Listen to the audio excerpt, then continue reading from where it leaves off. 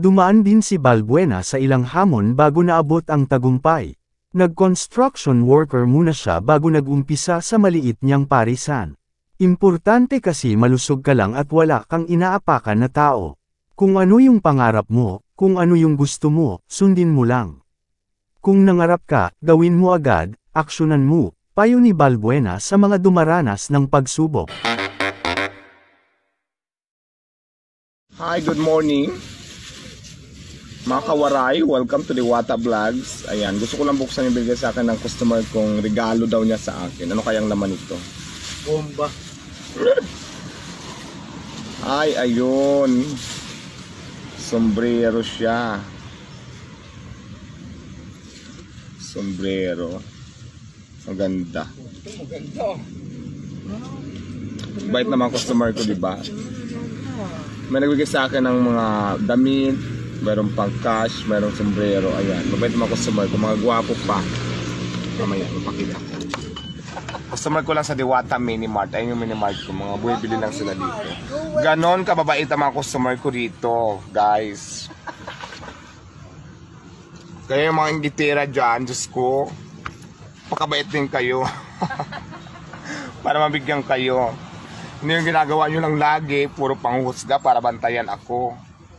Ay kung magtinda-tinda rin kayo sa mga gilid-gilid. Tapos, yun. Sige boss, salamat. Yun nga, I love it.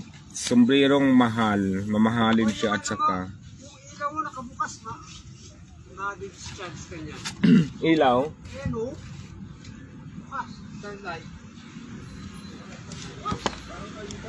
Ayan, yun nga. Kinagiliwan noon ang isang deki na nagawa pang rumampas sa presinto kahit sugatan matapos masangkot sa rambulan nilang magkakaibigan sa Pasay City. Ngayon, isa na siyang matagumpay na may-ari ng pinipilahang parisan. Nagtamo ng sugat sa noo si Diwata matapos saksakin umano ng kanyang kaibigan.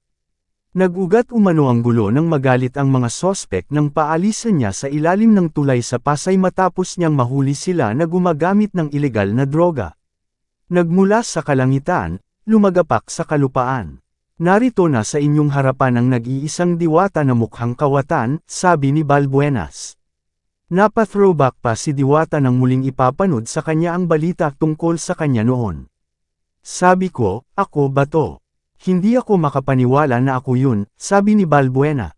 Nagkaayos na umano sila ng kanyang mga kaibigang nakaaway noon. Okay naman na kami, kumbaga nagkapatawaran na kami, dagdag ni Balbuena. Kapansin-pansin ang pila sa par-esa ni Balbuena, na may mga sangkap na lechong kawali, chicharong bulaklak, sabaw ng pares, soft drinks at only rice. Sa halagang P100, solve na ang mga customer. Siyempre ako ang nagluluto, ako ang nag-create ng timpla, ako na rin ang nagtimpla ng sabaw. Minurahan ko talaga, very affordable, sabi ni Diwata.